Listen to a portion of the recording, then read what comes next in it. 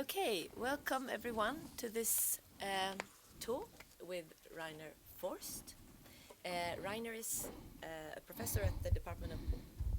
It's a mixed department, it's philosophy and political science. No, I'm mixed. Oh, you're mixed, yeah. And in philosophy at Goethe University in Frankfurt. Rainer is the director of the Research Center Normative Orders, as well as of the Leibniz Prize Research Group Transnational Justice, among other things.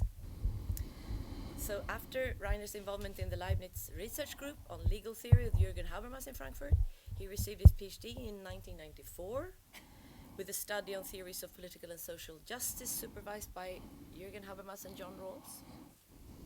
He has written numerous books and numerous articles. The latest book being The Nominal Republic, Critical Constructivism After Kant. And I think that's published this year, right? I think so. Yes. So, and today you will present a paper on trust. Thank you very much, Eva. Thanks to all of you for coming at this early hour. Thanks to Gustav. I hope he's there. He had to go to a there he is, to a different meeting. Thanks for having me at this great institute. It's always a pleasure to be here and meet many old friends and make new ones, I hope. Though I don't want to disappoint you, but warn you that I'm about to challenge some of the thoughts you probably had on trust, because I think the term is used in philosophical and social scientific discussions in a way that is following some paths which have been laid down quite some time ago, which we should actually rethink. And as good philosophy does, I'll start with a definition. I produced a handout which I hope you all have, and which I also hope helps you following what I'm going to do. So the definition says, and it is important, so if you already have question marks, write them down in the margins of that definition, because it will be important for the rest of my argument. I define trust as a practical attitude by persons characterized by the positive expectation on the part of A that B will be motivated and competent to act or function, if we're talking about an institution, in a way that is conducive to, or at least not detrimental to, A's interests. And that without A being able to know whether B will act or function accordingly, and without A being able to control B's motivations and behavior or functioning. So I start with pointing out what I think are fallacies about some mainstream thinking about trust. And the first I call the fallacy of positive evaluation, the general assumption that trust is a moral or political value, and that trusting or trustworthy behavior, generally speaking, is a virtue. The fallacy here, I think, is to focus on certain positive conceptions, positive phenomena of trust, and generalizing from there. I think this is unwarranted because some forms of trust may be unfounded or even dangerous, and thus are of no value to the trusting person, like false trust or unjustified trust. Or some forms of trust may serve immoral ends and thus have no moral value. Think of the community of trust that supports a fascist leader or trust among a criminal gang. It's important, I think, in our thinking about concepts such as trust or solidarity, not to focus our eyes on the nice things we connect with them, but on all things that should be connected with them. Trust, therefore, is only valuable if properly justified, and the same goes for trustworthiness. And I'll say something about justification. Those of you who know my work know that as soon as the term appears, the whole machinery starts to work. A second fallacy that I want to attack is what I call the communitarian standard assumption, which implies that the paradigmatic context for the development and practice of trust is one of familiarity, close personal ties to others, rather homogeneous communities with low levels of conflict.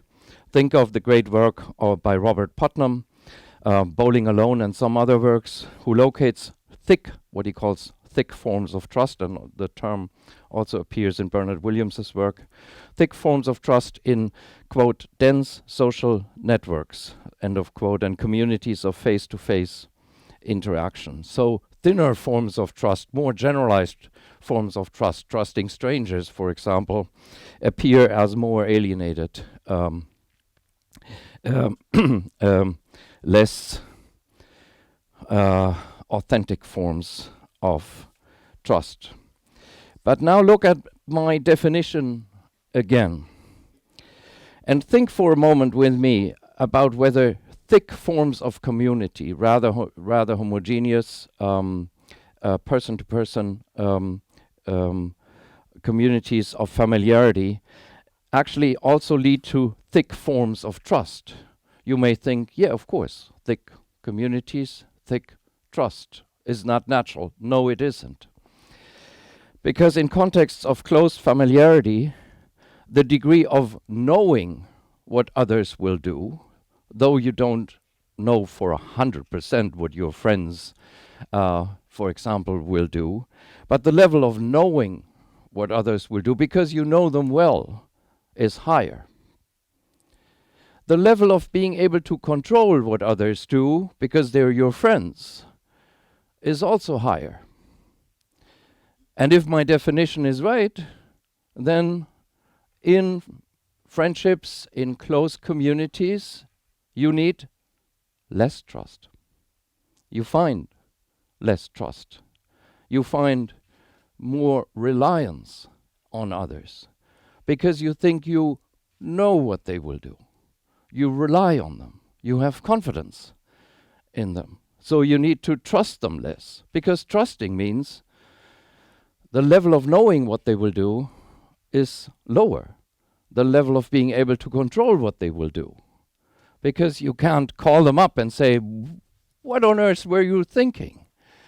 Or you call them up and say, oh, I trust you with this and this, or I rely on you doing this and this. That you can't do in larger communities. Though there you need more trust, and in close communities, less trust. I'd even provocatively say the trust in close communities and friendships is thinner and not thicker than in larger communities. And so that's one of the challenges I want to put forward. Later in the talk, I also want to argue that the assumption that we find trust more in communities with low levels of conflict, we should also reconsider. And now you can already foresee how this will work in communities of conflict. If there is some, say, democratic organization, we cannot explain the trust if it appears there on the basis of the communitarian standard assumption. We need to find different explanations for how trust is possible in communities of conflict, and actually, I think, in modern democracies. A third fallacy I only briefly mentioned, though that would be a larger debate. If some of you may know the work of Annette Bayer, for example, which is admirable, but also has a tendency, like other works in philosophy especially, but also psychology, on trust, to say that it is important to understand that trust grows in certain relationships. And of course, the first relationship where trust grows is between children and their parents. So that's the primary, or say primordial, context in which trust develops. And so that is taken, that very strong relationship that children have towards their parents. Think of Erikson's Urvertrauen, primordial trust. I'm not sure what the Swedish word was for it.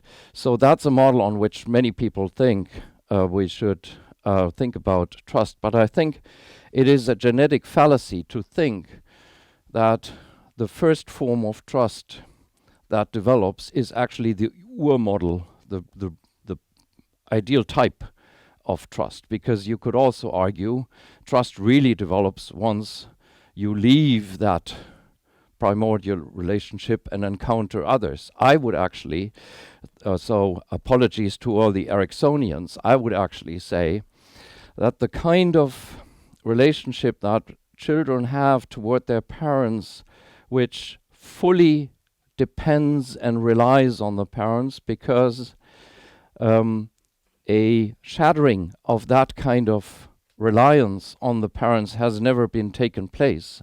I wouldn't even call that trust.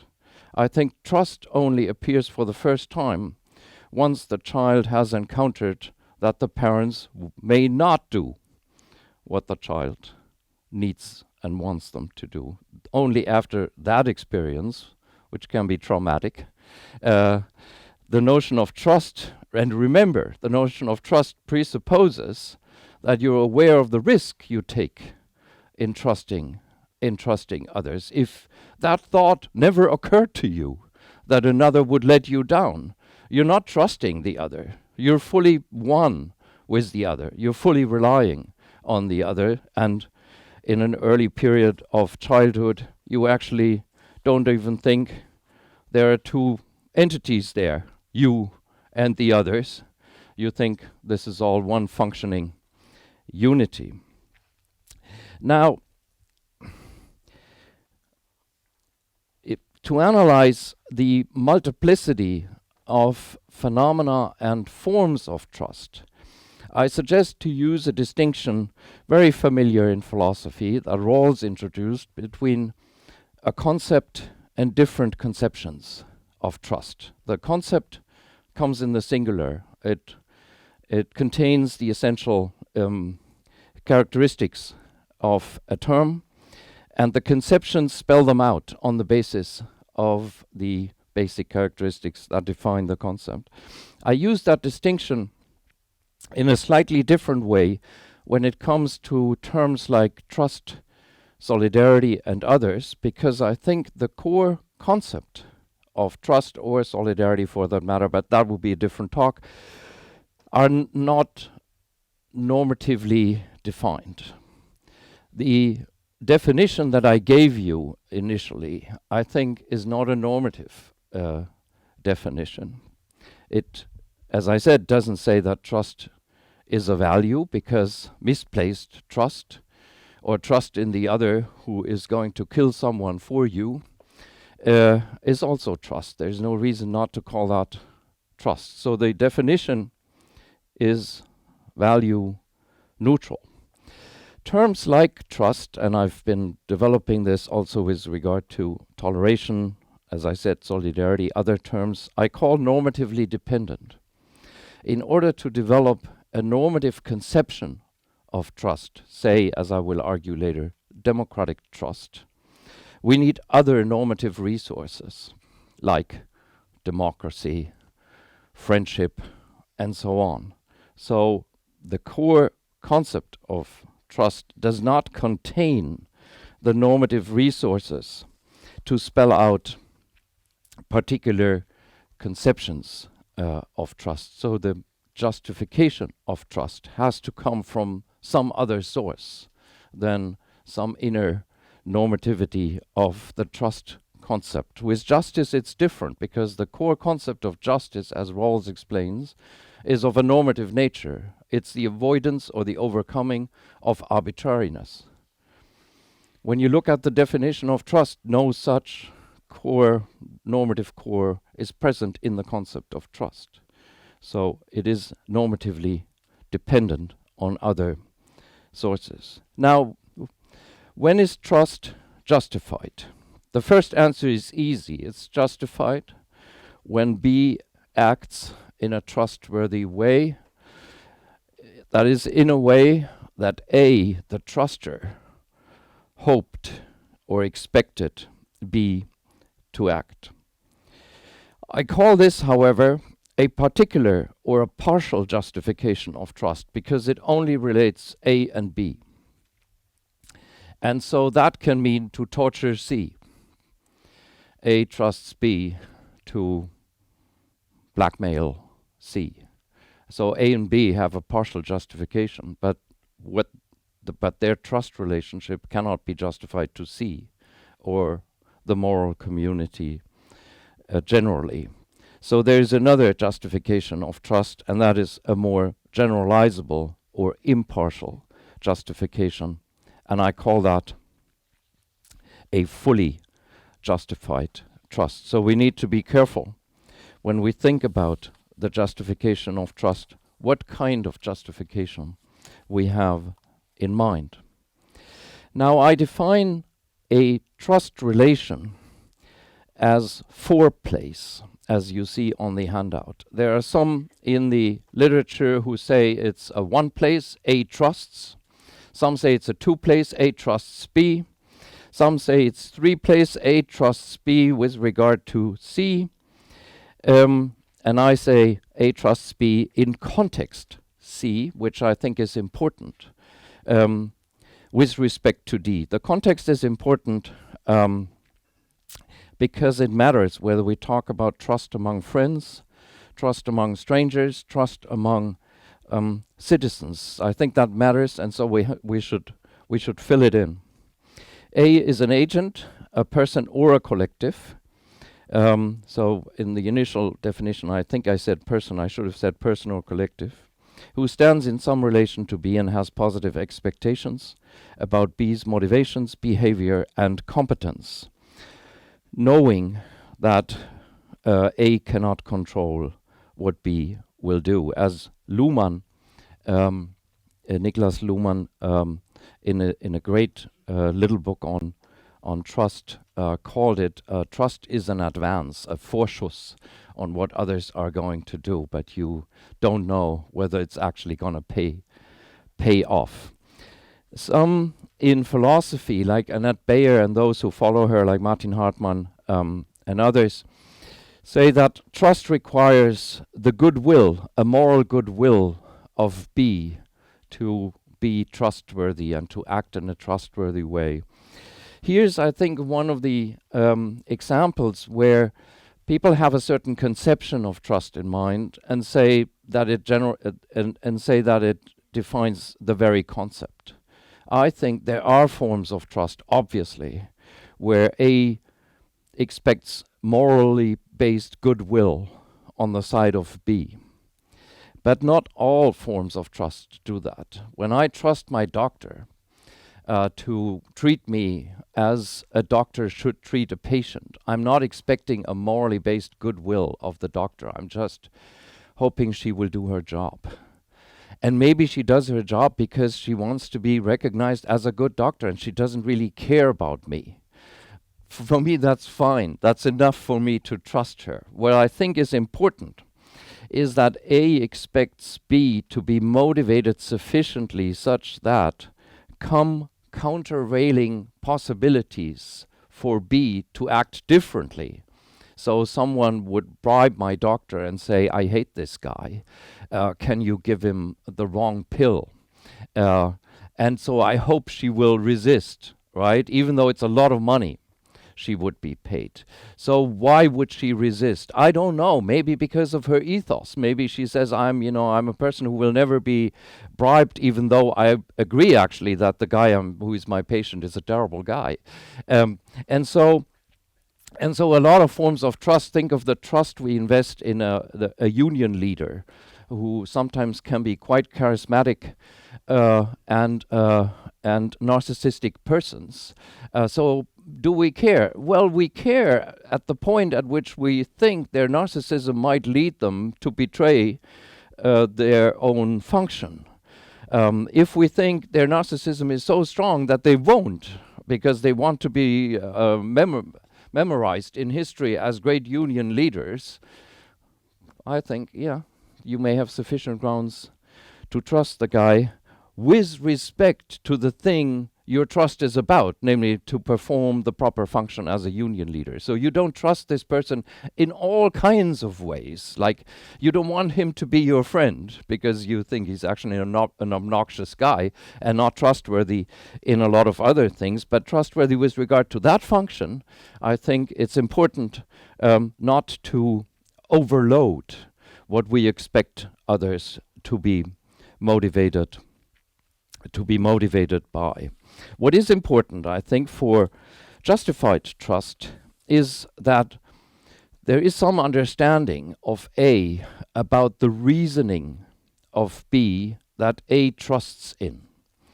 So when you trust someone, you think you can foresee the reasoning that this person will go through when acting in a, hopefully, from your perspective, trustworthy way.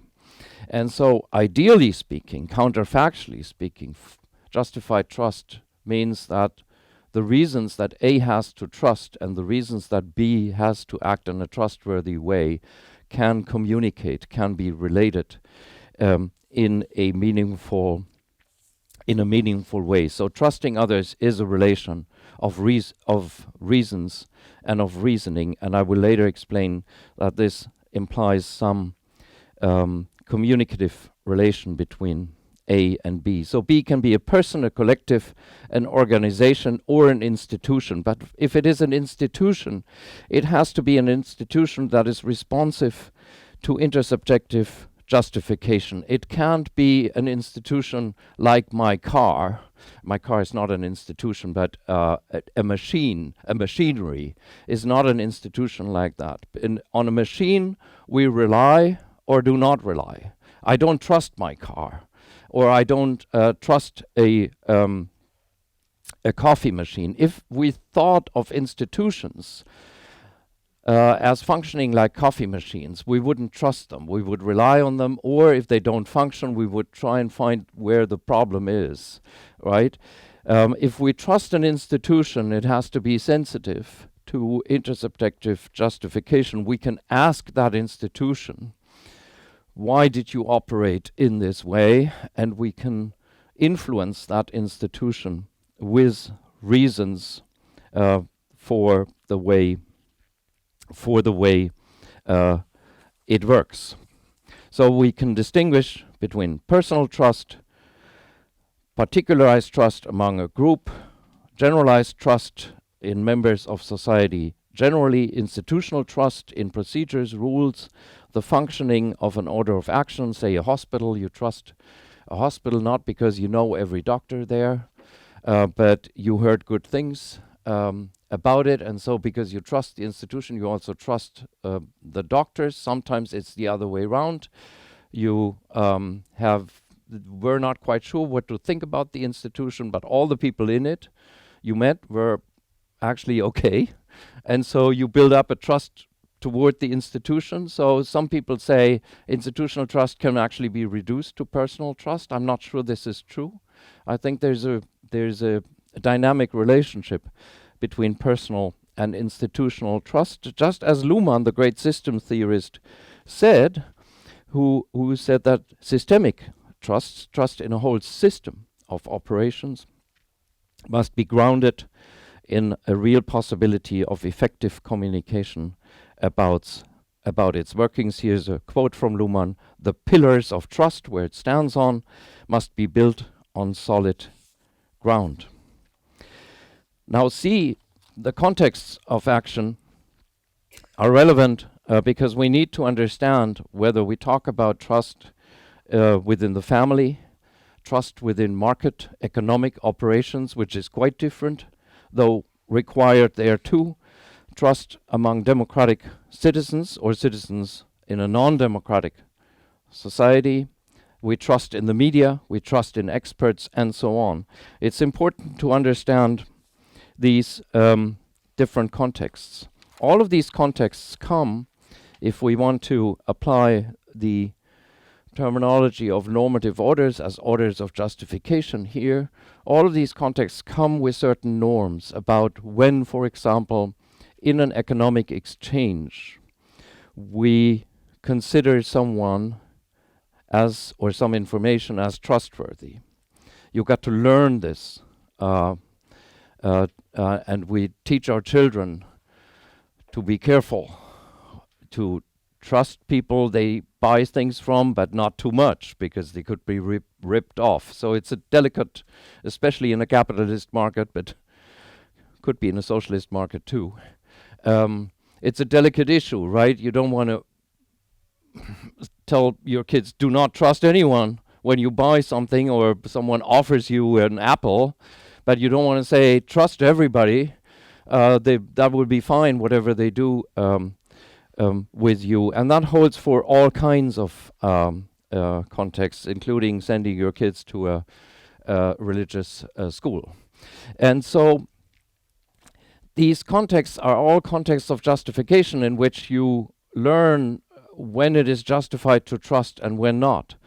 But the critical theory of my title comes in where we have to understand that a lot of these trust assumptions and trust justifications, which come as social conventions, carry with them stereotypes of, say, sexist, racist, classist natures that we should reconsider. I will, if there's enough time. When should I actually stop? All right, good. So I'll give you an example later on where you can see how problematic it is to just assume the social norms of trusting and trustworthiness as being a guide in the question of justifiable trust, because the trust infrastructure in a society can be quite heavily ideologically determined to the disadvantage of certain groups. So I'll be a little quicker and will not say much about D on your handout. Just say that conceptions of trust in these different contexts spell out all four places: who trusts whom, in which situation, with regard to what. The D is important because, as I said earlier with the example of the union leader, we shouldn't think of a trust relationship as including all the things someone does or is, but it's quite specific when we trust others, because we trust them with regard to something we have in mind. Now, as I said, contexts of trust come with quite specific standards of trusting and trustworthiness. And then you could say, well, how context specific should we think of trust? Isn't there a general basis of, and here it comes, justifiable trust in others? Can we say something about a general characteristic of a trust relationship as a fully justified trust relationship? And I think there is such a threshold, such a general standard, and it requires us to understand the trust relationship as if we talk about a justifiable trust relationship, as characterized by the possibility of exchanging the justifications we have for trusting B and that B has for acting in a trustworthy behavior or not, or saying you can't untrust this to me because this asks too much, right? And why should I perform that kind of action? I earlier called the trust relationship a relation of reasons. Reasons A has to trust, reasons B has to act in a trustworthy way or not. And so a fully justified trust relationship is where the truster and the trusted could, not necessarily that they do, but they could engage in a discussion of the justifications they think are appropriate for trusting and for acting in a trustworthy way. That, of course, means that in such situations, trust is rational. It is rational to trust, and it is rational to act in a trustworthy way. In a fully justifiable trust relationship, the trusting partners respect each other as reason-giving and reason-entertaining beings who are free to adopt reasons or to reject reasons. So the justifiability of a trust relationship rises, stands, or falls with the quality of the justificatory relationship between A and B. And this is where trust and conflict comes into the picture, and I'll speed up here a little. Now, you might ask if a conflict is defined, as I think is useful, as a conflict of interests. And I don't mean here material interests only. I also mean interest in my way of life being recognized, or my way of life not being infringed upon. So I don't, when I say conflicts of interest, I use a rather large notion of interest. Now you could say, you could ask, given my initial definition that trust requires that B's actions will be conducive or not detrimental to A's interest, if there's a conflict of interest between A and B, how could trust ever arise?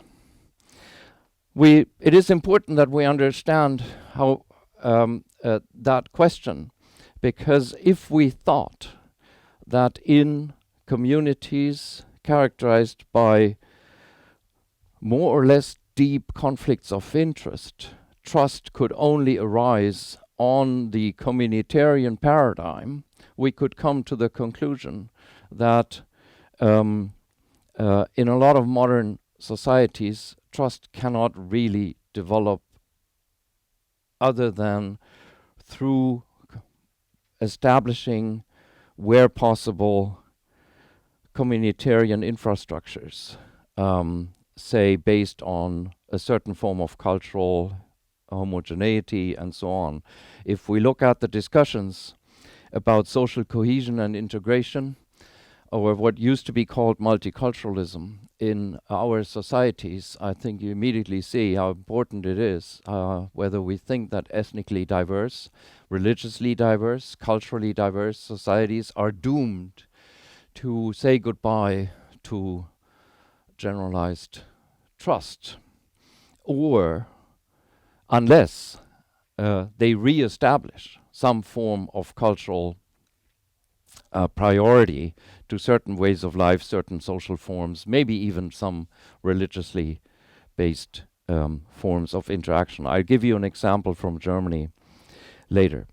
Now, I think this is a problematic view, and it actually travels to a lot of empirical research, and a lot of empirical research, by the way, is done at Swedish universities about trust, so I don't have these as negative examples in mind. What I have in mind is a lot of empirical findings which ask people, if your neighborhood becomes more culturally, religiously diverse, do you think that you can trust your neighbors as much as you used to? And given how these questions are formulated, the answer often is in the negative, right? Because people are guided by the thick notion of trust. And if you asked in a different way, if you asked like, what is the trust in your neighbors actually based on?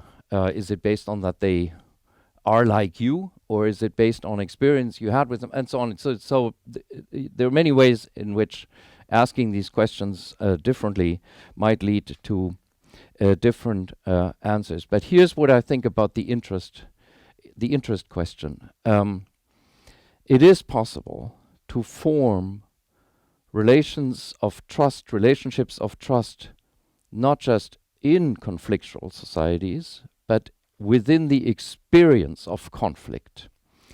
How is that possible?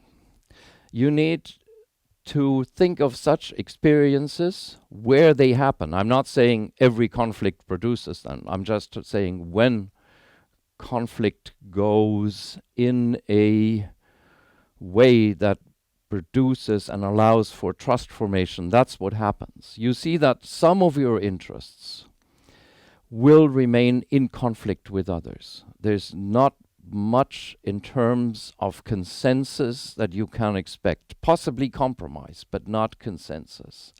But you see that other interests of yours, such as the interest in a fair procedure, the interest in a legal system that addresses your concerns in a non-discriminatory way, that these interests are in place because these norms are accepted by the conflictual parties too, right?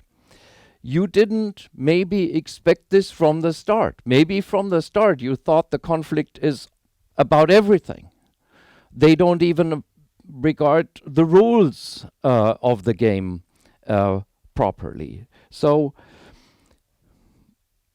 the modern societies must have, in order to establish something like the rule of law or democratic mechanisms in societies marked by deep conflict. So modern societies must have established ways for people to understand that's what I call a separation of interests.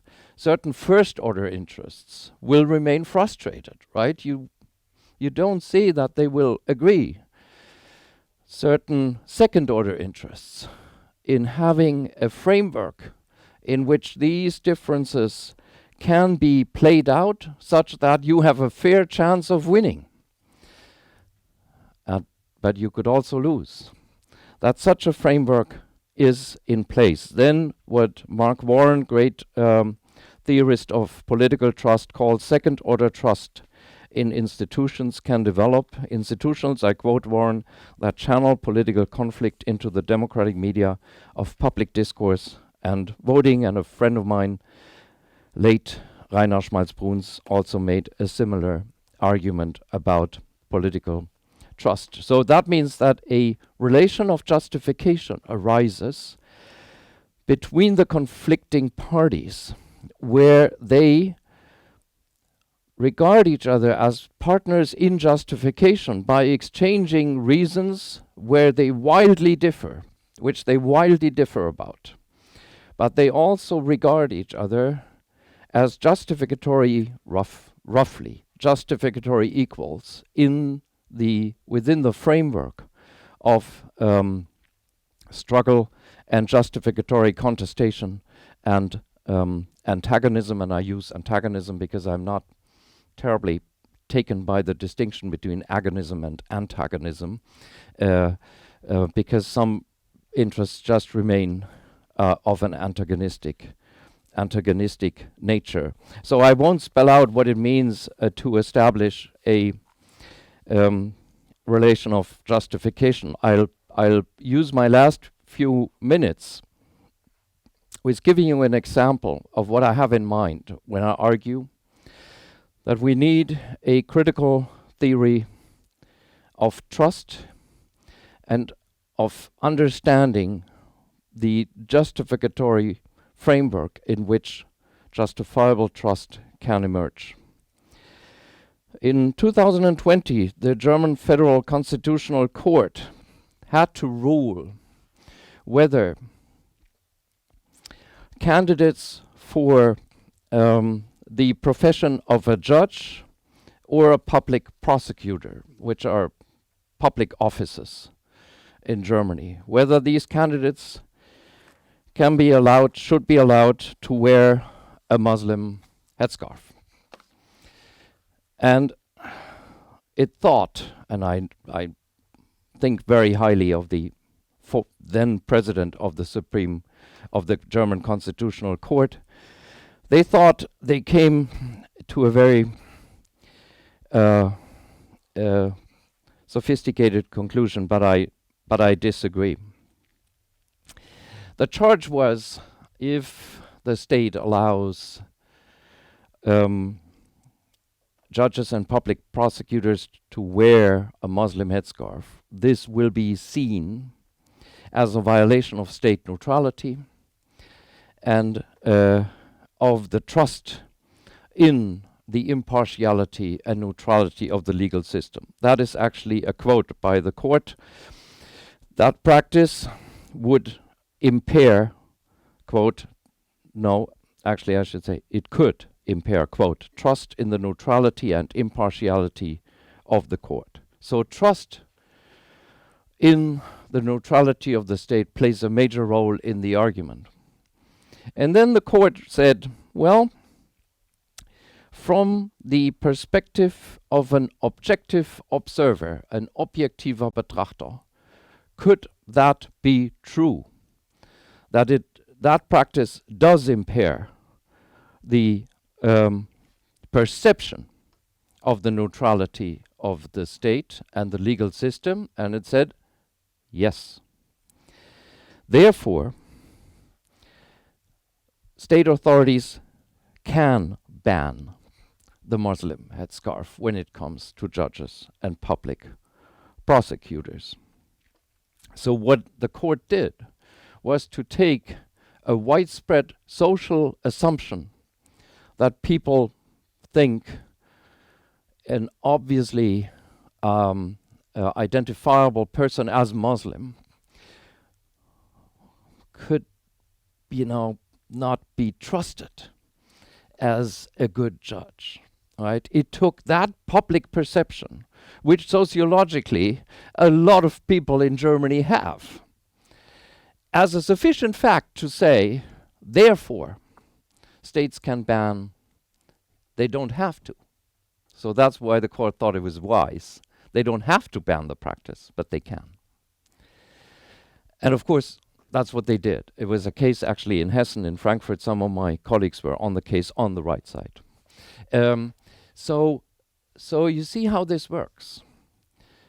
And that's why I warned of taking trust norms that societies have developed as the relevant norms to think about justifiable forms of trust. Because what the court should have said is, yes, we know there is this perception of state neutrality, which has no problem with a nationally known Catholic possibly wearing a cross under the gown, ruling over abortion and so on, which happens all the time. So the court should have said, people have no problem with that. That judge never had to conceal that he or she is a Catholic. But the Muslim woman should conceal that she is a Muslim.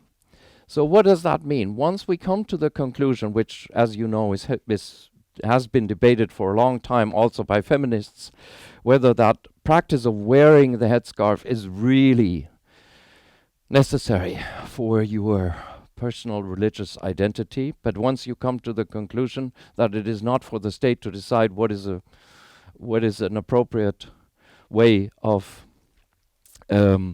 living according to your identity and making yourself visible, once it comes to that conclusion, I think the court should have said, as courts in Anglo-American countries, including Canada, have said, look, the idea of state neutrality is the idea of not discriminating against persons or groups on the basis of their religious identity. And if you think about what we're just doing here, that's exactly what we do. We discriminate against that person who has gone through the whole legal education without any problem. And through a 2-year legal apprentice practice, where she was allowed to practice law, without anyone having an indication that she's not a proper judge. And so what we do now is we do not let her enter that profession, so that violates freedom of the choice of profession, and we ask her to remove that symbol, which violates freedom of religion, and I think is discriminatory. So it should have reinterpreted what state neutrality means in that case. But that still leaves the question, which I've been discussing with great constitutional lawyers with, and I'm done in a second, that they say, well, it still is the case that if that is allowed, a lot of people lose trust in the legal system. And that's where critical theory comes in. If you don't think that trust can grow out of positive experiences with others who at first you distrust, and then you say, well, actually, it's not such a bad, wasn't so bad, right? If you think you are living in a society where this is not possible, then the reproduction of stereotypes into the highest form of law will just go on infinitely. And so that's the price to be paid if you don't think critically about the trust infrastructure in a society. And that's actually, last sentence, the viciousness that resides in such terms. Because as sociological terms, the court was absolutely right. People wouldn't trust, lots of people wouldn't trust such judges. Just as if you, this is a long sentence, Eva, if you, a colleague of mine in Frankfurt, Mahmoud Basyouni, and I, we looked into the justifications that were given in the early 20th century, not as early as you would have hoped in the 20s, about whether women could become judges. And the arguments are exactly the same. People are saying, oh, come on, a woman as a judge. I mean, that would be completely detrimental to the trust infrastructure you need as an investment into the proper functioning of law. And you can go on and on, like in Catholic societies, having a Protestant judge would be unthinkable, and vice versa, and so on. So this is the viciousness of trust. Because sociologically speaking, that's just true. That's how trust and distrust and mistrust function. Normatively speaking, we have to be careful to reproduce the sociology of trust in that way, because it is morally unacceptable, and that's why we need critical research on these terms. Thanks for your attention.